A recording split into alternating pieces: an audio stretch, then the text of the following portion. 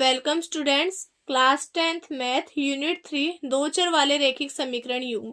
पिछले लेक्चर में हमने एक्सरसाइज 3.3 का क्वेश्चन नंबर 1, उसमें 4 पॉइंट थे तो उनको कंप्लीट कर लिया था। आगे देखिए हम क्वेश्चन नंबर 2 के 5 पॉइंट है, उन 5 क्वेश्चन को कैसे करेंगे।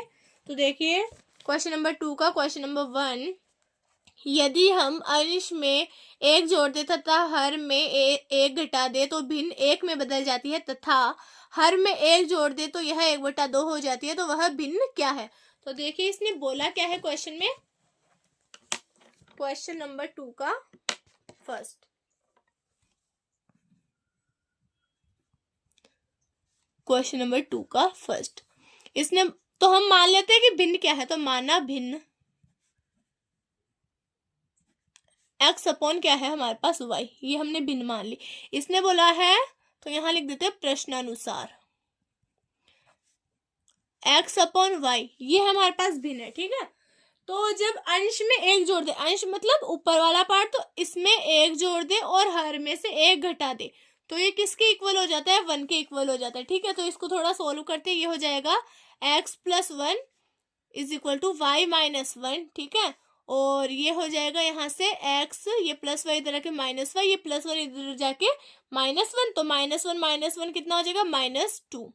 इक्वेशन नंबर बन गई है हमारे पास 1।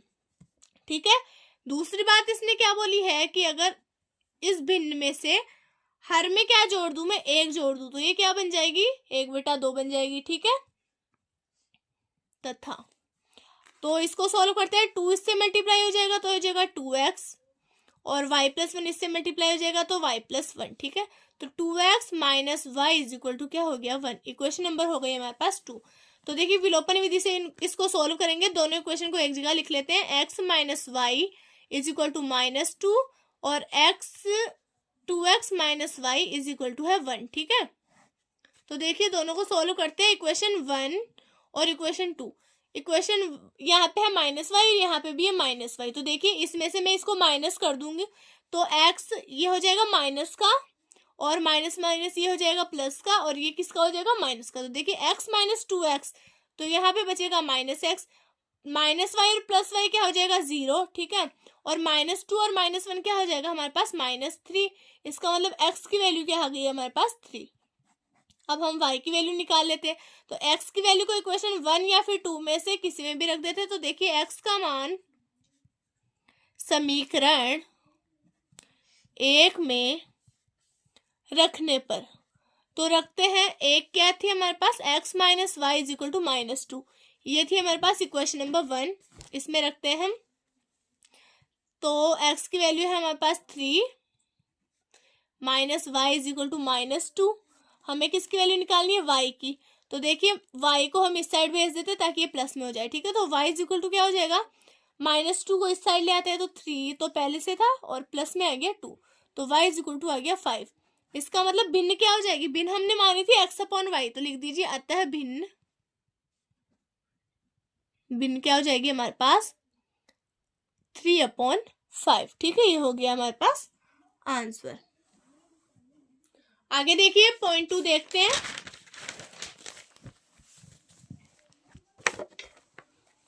5 वर्ष पूर्व नूरी की आयु सोनू की आयु की 3 गुनी थी। 10 वर्ष पश्चात नूरी की आयु सोनू की आयु की 2 गुनी हो जाएगी, तो नूरी और सोनू की आयु कितनी है। तो देखिए इक्वेशन कैसे बनाएंगे इसकी, पॉइंट 2 देखते हैं। तो हम मान लेते हैं, माना नूरी की आयु कितनी है, x वर्ष है। ठीक है, नूरी की आयु हमने मान ली x वर्ष, और सोनू की आयु हम मान लेते हैं कितनी, y वर्ष। अब जैसे इसने बोला है वैसे हम इन दोनों की इक्वेशन बनाएंगे। तो देखिए प्रश्नानुसार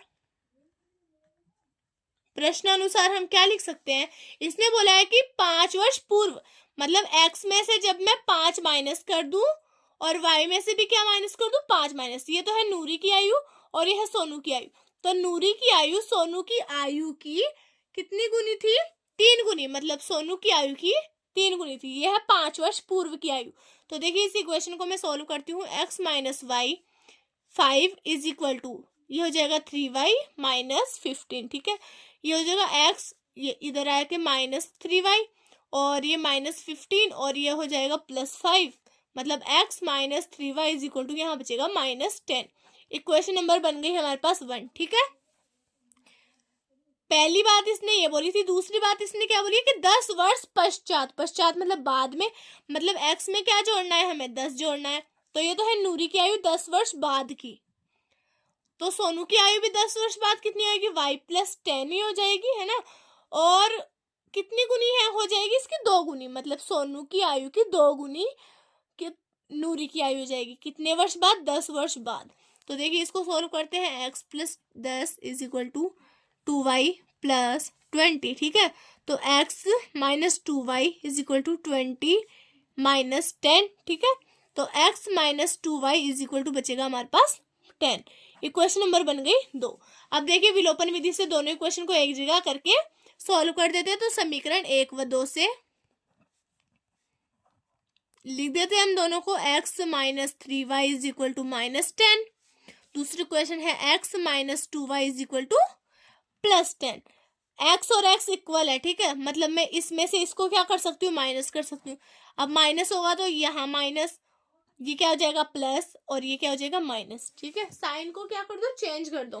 तो x - x 0, -3y और +2y मतलब -y, -10 और -10 मतलब -20। तो y इज इक्वल टू कितना आ गया, 20। y हमने मानी थी किसकी आयु, सोनू की आयु, मतलब हमें सोनू की आयु y कितनी मिल चुकी है, 20 वर्ष। अब हम y की वैल्यू को इक्वेशन 1 या फिर इक्वेशन 2 में रख के x की वैल्यू निकाले। तो देखिए y का मान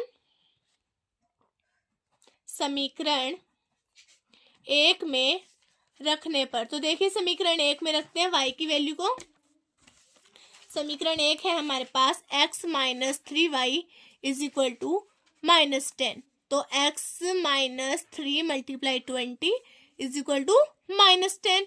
ये हो जाएगा x - 60 इज इक्वल टू -10। तो x इज इक्वल टू -10 और ये -60 उधर जाके +60। देखिए प्लस का 60 और माइनस का 10 कितना हो गया, 50। ठीक है, मतलब नूरी की आयु हमने x मानी थी और x की वैल्यू कितनी मिली है हमें, 50। ठीक है, तो लिख दीजिए लास्ट में आता है नूरी की आयु इज इक्वल टू 50 वर्ष तथा सोनू की आयु इज इक्वल टू 20 वर्ष। ठीक है, ये हो गया हमारे पास आंसर। आगे देखिए इसका, तो देखिए इसका थर्ड पॉइंट देखते हैं। 2 अंकों की संख्या के अंकों का योग 9 है। इस संख्या का 9 गुना संख्या को पलटने से बनी संख्या का 2 गुना होगा, तो वह संख्या ज्ञात कीजिए। ठीक है, तो देखिए कैसे करेंगे इस क्वेश्चन को। तो हम मान लेते हैं प्रथम अंक है x और दूसरा अंक है y। तो माना संख्या है हमारे पास एक्स वाई, 2 अंकों की संख्या है। ठीक है, पहला अंक है x और दूसरा अंक है y। तो इसने बोला क्या है, प्रश्नानुसार हम क्या लिख सकते हैं यहाँ से कि दोनों अंकों का योग कितना है, 9, मतलब x + y करने पे कितना आ रहा है, 9 आ रहा है। ठीक है, तो ये हो गया इक्वेशन नंबर 1। दूसरी बात इसने क्या बोली है, तथा पहली संख्या का 9 गुना। अब देखिए पहली संख्या को लिखेंगे कैसे हम, तो एक्स वाई है तो हम इसको कैसे लिख सकते हैं, 10x + y। ये बात मैंने पिछले लेक्चर में बता दी थी कि इसको हम ऐसे क्यों लिख सकते हैं। इसको उलट दे, मतलब इसको कर दे yx, तो इस संख्या को कैसे लिख पाएंगे हम, 10y + x। ठीक है, तो इस संख्या का 9 गुना इस संख्या के 2 गुने के बराबर है। तो देखिए 10x + y का 9 गुना इज इक्वल टू हो जाएगा 10y + x के 2 गुने के। ठीक है, अब देखिए इसको सोल्व करते हैं। तो ये हो जाएगा 90x + 9y is equal to 20y + 2x। तो ये हो जाएगा 90x - 2x + 9y - 20y is equal to 0। 90x - 2x कितना हो जाएगा, 88x - 11y is equal to 0। Equation number कितना हो गया, 2। ठीक है, तो देखिए अब इक्वेशन 1 और इक्वेशन 2 को एक जगह लिखते हैं समीकरण 1 व 2 से। तो x + y is equal to क्या है, 9। दूसरी इक्वेशन है हमारे पास 88x minus 11y is equal to 0, ठीक है। तो यहाँ से हम क्या करें, इक्वेशन 1 और इक्वेशन 2 में कोई भी इक्वल नहीं है, तो या तो x को इक्वल बना दो या y को इक्वल बना दो। तो हम एक काम करते हैं, y को इक्वल कर लेते हैं। इक्वेशन 1 और 2 है, तो मैं इसको y को इक्वल करने के लिए इसको 11 से मल्टीप्लाई करूंगी, तो ये हो जाएगा 11x plus 11y is equal to 99, ठीक है। और दूसरी को ऐसे कैसे लिख देते हैं, 88x minus 11y is equal to 0। अब देखिए इस इक्वेशन में से इसको क्या कर दूं मैं, माइनस नहीं प्लस कर दूं, तो ये प्लस ही रहेगा, ये माइनस ही रहेगा और ये 0 प्लस का रहेगा, ठीक है। तो ये हो जाएगा 99x, ये कैंसिल आउट और इज इक्वल टू में क्या आ जाएगा 99। इसका मतलब हमें x की वैल्यू क्या मिलेगी, यहाँ से 1, x की वैल्यू 1 मिल चुकी है, तो x की वैल्यू को हम किस में रख दें, इक्वेशन नंबर 1 में। तो x का मान समीकरण 1 में रखने पर, तो देखिए समीकरण 1 क्या था हमारे पास कि x plus y is equal to था 9, तो x की जगह 1 plus y is equal to क्या हो जाएगा 9 हो जाएगा, तो y की वैल्यू क्या मिलेगी हमें, यहाँ से 8 मिल जाएगी, ठीक है। तो अब लिख दीजिए कि अतः संख्या, तो संख्या क्या हो जाएगी, अतः संख्या जो हमने मानी थी एक्स वाई, ये संख्या मानी थी हमने, ठीक है। तो या तो इसको डायरेक्ट आप ऐसे लिख दो 18, या फिर इसको कैसे लिख सकते हैं हम 10x प्लस वाई, तो इज इक्वल टू में हो जाएगा 10 multiply 1 plus 8 is equal to 18, ये हो जाएगा हमारा आंसर, ठीक है। आगे देखिए तो पॉइंट 4 देखते हैं। मीना 2000 रुपये निकालने के लिए एक बैंक गई, उसके खजांची ने 50 रुपये तथा 100 रुपये के नोट देने के लिए कहा। मीना ने कुल 25 नोट प्राप्त किए, ज्ञात कीजिए कि उसने 50 और 100 रुपये के कितने कितने नोट प्राप्त किए। तो देखिए कैसे करेंगे इस क्वेश्चन को। तो माना 50 रुपये के नोट कितने निकाले उसने x, और 100 रुपये के कितने निकाले उसने y, ठीक है। तो देखिए दोनों टोटल नोट मिला के उसने बोला कि 25 नोट निकाले। इसका मतलब प्रश्नानुसार हम क्या लिख सकते हैं कि जो क्वेश्चन में बोला है कि उसने कुल मिलाकर 25 नोट प्राप्त किए, मतलब x और y को मिलाने में कितने मिले 25 नोट, यानी 50 रुपये के नोट और 100 रुपये के नोट, टोटल नोट कितने मिले उसको 25 मिले, ठीक है। तो इक्वेशन नंबर 1 तो ये हो गई। अब देखिए दूसरी इक्वेशन कैसे बनाएंगे हम। इसने बोला है कि उसने टोटल 2000 रुपये निकाले, ठीक है, मतलब 50 रुपये के तो x नोट है, ठीक है, और 100 रुपये के कितने नोट है y नोट है, और टोटल इनको मिला के कितने रुपए निकाले उसने 2000 रुपये निकाले, ठीक है। इक्वेशन नंबर 2 ये हो गई। आ गई बात समझ में। आगे देखिए इक्वेशन 1 और 2 से कैसे करेंगे, दोनों इक्वेशन को इक्वल कैसे बनाएंगे हम। इक्वेशन 1 को 50 से मल्टीप्लाई कर दूं मैं, ठीक है। तो समीकरण 1 को 50 से गुणा करने पर तो क्या हो जाएगा, ये 50x plus 50y is equal to 50 को 25 से इंटू करेंगे तो कितना हो जाएगा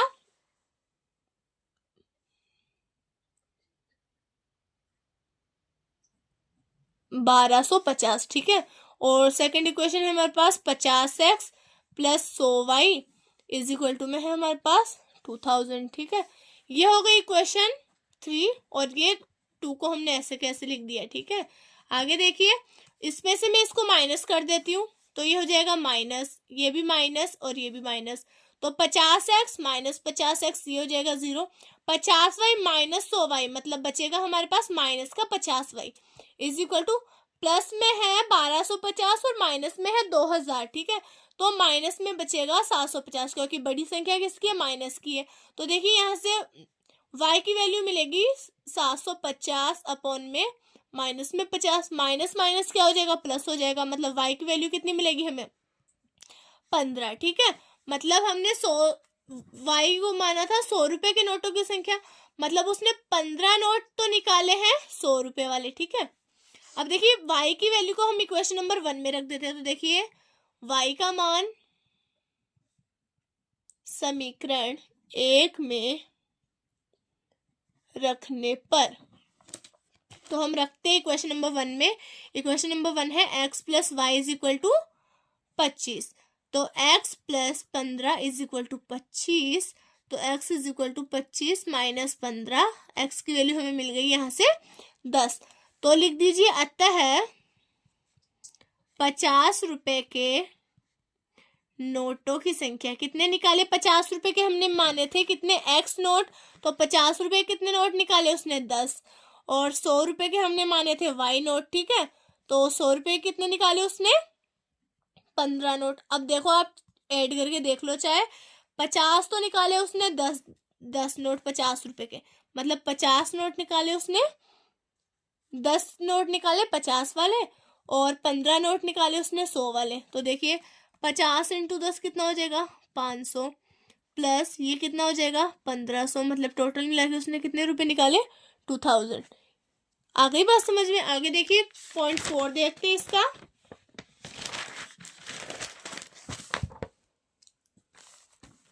पॉइंट 5, किराए पर पुस्तक देने वाले किसी पुस्तकालय का प्रथम 3 दिनों का एक नियत किराया है तथा उसके बाद प्रत्येक अतिरिक्त दिन का अलग किराया लगता है। मतलब 3 दिन के लिए तो फिक्स किराया है, ठीक है, और फिर एक्स्ट्रा चार्ज जो लग रहा है। सरिता ने 7 दिनों के लिए पुस्तक रखने के लिए 27 रुपए अदा किए। मतलब 3 दिन तो उसने नियत किराया और अतिरिक्त किराया जो लगा है, एक्स्ट्रा चार्ज जो लगा है, उन दोनों को मिला के कितने रुपए दिए उसने 27 रुपए। और जबकि सूसी ने एक पुस्तक 5 दिनों के लिए रखने के लिए 21 रुपए अदा किए।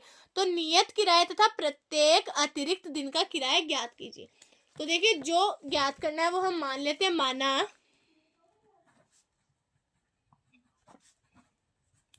नियत किराया, कितने दिन का किराया है ये 3 दिन का, ठीक है, 3 दिन का नियत किराया हम मान लेते हैं x है, ठीक है, और अतिरिक्त किराया जो लग रहा है, अतिरिक्त किराया वो हम मान लेते हैं y लग रहा है। तो देखिए प्रश्नानुसार क्वेश्चन में बोला है उस हिसाब से हम इसकी क्या बना लेते हैं, इक्वेशन बना लेते हैं। तो इसने बोला है कि सरिता ने 7 दिन पुस्तक रखी है, ठीक है, तो उसने कितना चार्ज दिया है 7 दिन का, मतलब 3 दिन का तो है नियत किराया, एक्स्ट्रा कितने दिन रख रही है वो 4 दिन, और 4 दिन के लिए उसका लगेगा क्या अतिरिक्त किराया, ठीक है। तो देखिए हम लिखे नियत किराया तो कितने दिन लगा x 3 दिन के लिए, एक्स्ट्रा कितने दिन रखा उसने 4 दिन, तो 4y उसका लगेगा, और टोटल उसने दिए 27 रुपए, ठीक है। तो एक इक्वेशन तो बन गई हमारे पास ये। दूसरी उसने क्या बोली है, ये तो है सरिता के लिए। सूसी ने क्या करा है कि 3 उसने रखा है 5 दिन के लिए, मतलब 3 दिन का तो किराया नियत में आ जाएगा, तो 3 ये तो हो गया 3 दिन के लिए, ठीक है। अब 5 दिन रखा है तो 2 दिन एक्स्ट्रा रखा है, इसका मतलब अतिरिक्त किराया 2 दिन का लगेगा, ठीक है, और इज इक्वल टू इसने दिए कितने रुपए 21 रुपए। ये हो गई इक्वेशन नंबर 2। अब देखिए विलोपन विधि से इसको सोल्व कर लेते हैं। तो 1 में से 2 को माइनस कर देती हूँ तो ये माइनस हो जाएगा, ये माइनस हो जाएगा, ये माइनस हो जाएगा, x माइनस एक्स कितना हो गया 0, 4y माइनस 2y कितना हो गया 2y, 27 में से 21 को माइनस करूंगी कितना बचेगा 6 बचेगा। तो y की वैल्यू हमें यहाँ से मिल गई 3, ठीक है। y का मान मैं इक्वेशन नंबर 1 में रख देती हूँ। तो y का मान समीकरण 1 में रखने पर, तो देखिए x plus 4y is equal to था हमारे पास 27, तो x plus 4 into 3 is equal to 27, तो x प्लस ये कितना हो गया 12 और इज इक्वल टू में है 27, तो x is equal to 27 minus 12, तो x का मान क्या मिलेगा हमें यहाँ से 15, ठीक है। x का मान कितना मिल गया हमें यहाँ से 15 मिल गया। इसका मतलब तो लिख दीजिए अतः जो 3 दिन का नियत किराया था, 3 दिन का नियत किराया जिसको हमने क्या माना था x माना था, वो तो है 15 रुपए, ठीक है, और जो एक्स्ट्रा चार्ज लग रहा है, ठीक है, तो अतिरिक्त किराया कितना माना था हमने y, वो लग रहा है 3, एक दिन का 3, एक दिन के 3 रुपए। ये हो गया इसका आंसर। तो उम्मीद है आपको ये क्वेश्चन समझ में आए होंगे। अगर आपको कोई प्रॉब्लम हो क्वेश्चन में तो आप मेरे को कमेंट करके बता सकते हैं, और आपको ये वीडियो अच्छा लगा हो तो इसको लाइक कीजिए, सब्सक्राइब कीजिए, कमेंट भी कीजिए, और अपने फ्रेंड्स के साथ इसको शेयर कीजिए। Thank you.